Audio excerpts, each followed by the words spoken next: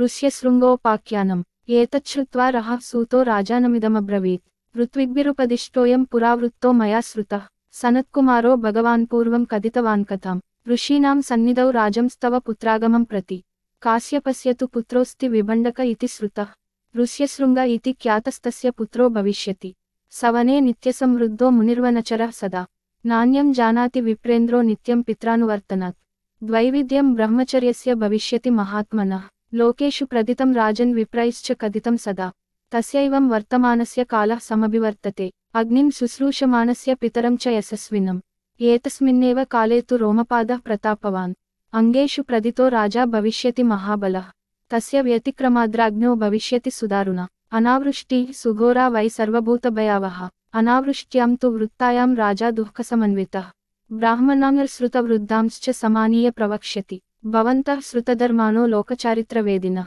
समादिशन्तु नियमं प्रायश्चित्तं यथा भवेत्